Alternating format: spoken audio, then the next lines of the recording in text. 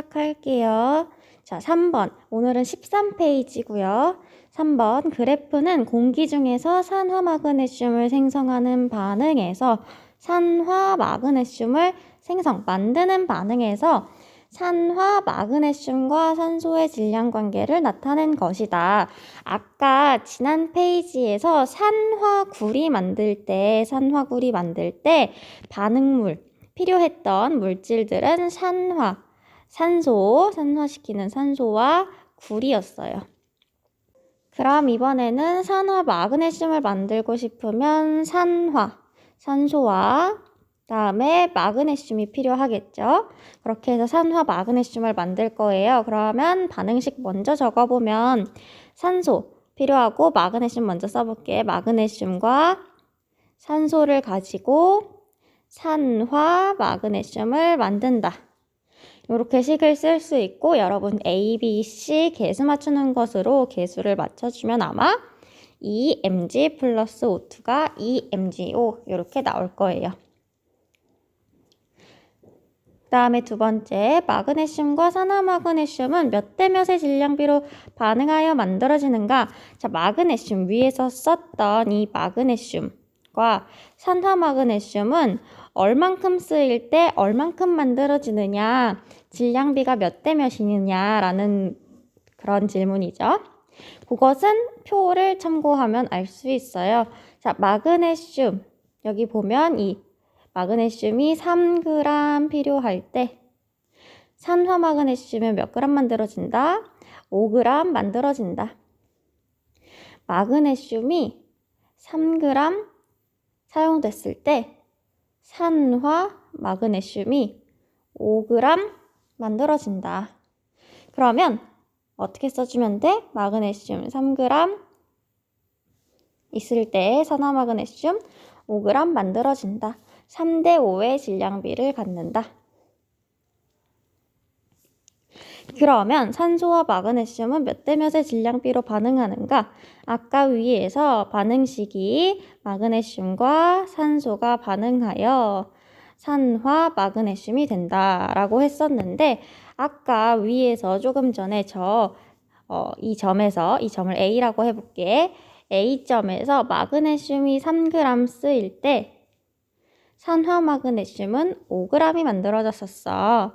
그러면 우리 질량 보존 법칙에 의해 반응 전과 반응 후에 질량 총합이 같아야 돼. 그러면 산소는 몇 g을 썼다고 우리가 계산할 수 있을까? 2g을 썼다고 계산할 수 있겠지? 반응 후에는 산화 마그네슘만 있는데 이 총 전체 질량이 5g. 반응 전에는 마그네슘과 산소가 있는데 마그네슘만 3g이니까 산소가 2g이 되어야 총 질량이 5g이 되겠죠? 그러므로 산소와 마그네슘은 몇 대 몇의 질량비다? 산소 2g일 때 마그네슘 3g 질량비로 반응을 한다. 그럼 몇 대 몇? 2대 3이다 라고 해주면 되겠죠? 그리고 4번 산화 마그네슘 45g이 만들어지기 위해 필요한 마그네슘과 산소의 질량을 각각 계산하면 이라고 했어. 자, 위에서 식 보면 2mg 플러스 O2가 2mgO가 되는 식에서 산화 마그네슘 45g을 만들고 싶대. 그랬을 때 필요한 마그네슘과 산소의 질량을 구하라 하잖아. 위에서 아까 문제들을 보니까 여기 바로 위에 거 봐보자. 마그네슘이 3g 쓰일 때 산소는 2g 쓰이고 산화 마그네슘은 5g이 쓰여. 그러면 질량비가 3대 2대 5라는 것을 알 수가 있지. 3g, 2g 썼을 때 5g이 만들어진다. 그러면 똑같이 배수해주면 되겠지. 이렇게 3g, 2g, 5g 이런 비율로 만들어지고 사용이 되는데 이게 이번엔 45g을 쓰고 싶대. 몇 배 한 거야? 9배. 그럼 산소도 몇 배 해주면 돼? 9배 해주면 18g. 마그네슘도 똑같이 9배 해주면 27g. 그럼 필요한 마그네슘의 질량은 27g, 산소의 질량은 18g 이라고 해주면 되겠죠. 그 다음에 5번 산소 10g을 모두 사용해서 산화 마그네슘을 만들고자 한대. 필요한 마그네슘의 질량은 했어. 이번엔 산소를 10g 모두 쓰고 싶대. 그럴 때 마그네슘 얼만큼 쓰냐는 거지? 몇 배 했어 이번엔? 5배. 그럼 똑같이 몇 배 해주면 돼? 5배. 그럼 몇 그램? 15g. 15g이다. 다음 마지막 문제. 산소 0.6g, 마그네슘 0.6g. 둘 다 0.6g씩 반응을 시킨대. 그랬을 때 어떤 물질이 남니? 자, 3대 2대 5의 질량비로 반응해. 마그네슘 다 쓴다고 생각해보자. 마그네슘을 0.6g 다 쓴다고 하면 몇 배 한 거야? 0.2배 한 거지. 그럼 똑같이 0.2배 해주면 0.4g. 그럼 이 반응 돼요? 안 돼요? 돼요. 마그네슘 다 쓸 수 있고 산소가 몇 g이 남는 거야? 0.2g이 남겠지. 그러면 뭐라고 해주면 돼? 산소가 0.2g이 남는다. 해주면 되겠지. 만약에 산소를 다 쓴다고 하면 마그네슘이 부족하게끔 나올 거야. 그러면 그것은 맞지 않겠죠? 자, 그 다음에 4번 문제를 보면 자, 그래프는 같은 농도에 거기 문제 수정을 조금 할게요. 여기 질산납 지우고 질산납 지워버리고 그 다음에 여기 아이오딘 나칼륨 지우세요. 지우고 그 위에다가 뭐라고 쓰냐면 여기가 아이오딘 나칼륨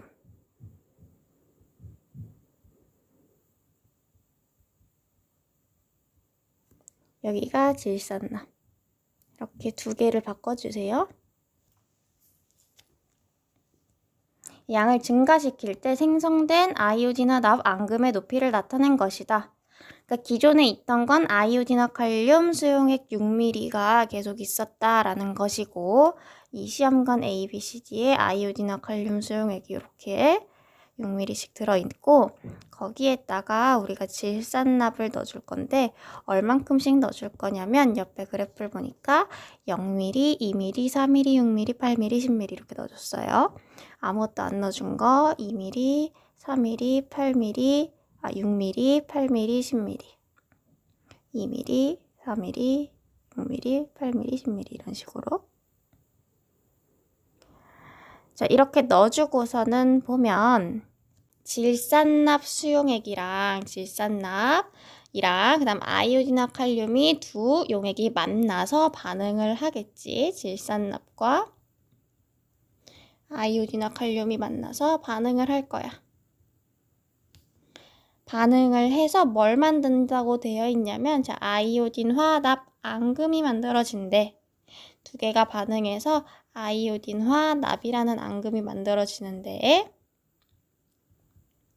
그 아이오딘화 납이 만들어진 양을 보니까 질산납 수용액을 하나도 안 넣었을 때에는 아이오딘화 칼륨 용액만 있으니까 반응할 게 없어서 어떠한 앙금도 만들어지지가 않겠죠.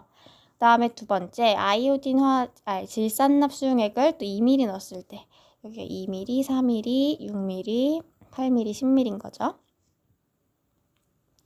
이렇게 넣었을 때 보니까 앙금이 한 1.2mm 정도 만들어졌고 4mm를 넣었을 땐 한 2.45mm 그럼 6mm를 넣었을 땐 3.6mm 이렇게 밀리미터 정도 만들어졌대요. 그러니까 앙금이 점점 많이 생성이 되고 있는 거지. 많이 질산납을 넣어줄수록 그랬는데 6mm를 넣었을 때 거의 한 3.6mm 만들어졌는데 질산납을 또 2mm 늘려서 8mm를 넣었는데 그래도 여전히 앙금의 높이가 아까와 같고 10mm 더 넣어줘도 앙금의 높이가 아까와 같대. 자, 요 이유를 이야기해라 라는 거죠. 앙금의 높이는 왜 변하지 않고 일정할까? 처음에는 왜 앙금이 점점 많아졌지?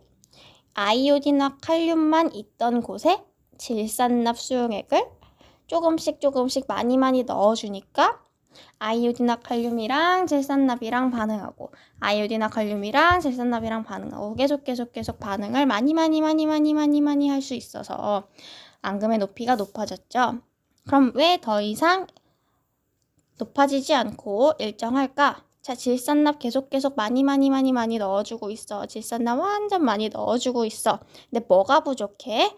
뭐는 양이 일정해? 아이오딘과 칼륨 양은 일정해. 즉, 다시 얘기하면 아이오딘과 칼륨의 양은 일정한데 질산납을 많이 넣어줘. 그럼 결국에 나중에는 뭐가 부족해지게 되는 거야? 아이오딘과 칼륨 용액이 부족해지게 되는 거죠. 그 내용을 한번 써봅시다. 아이오딘화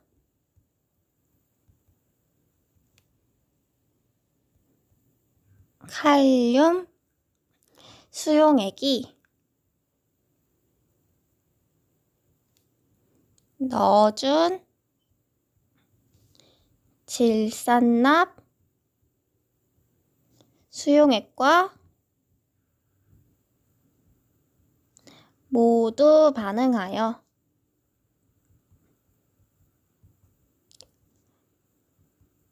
아이오딘과 칼륨 수용액이 넣어준 질산납 수용액과 모두 반응하여 더 이상 반응에 참여할 수 있는 아이오딘화 칼륨 수용액이 남아있지 않기 때문이다. 이렇게 정리를 해줄 수가 있겠죠.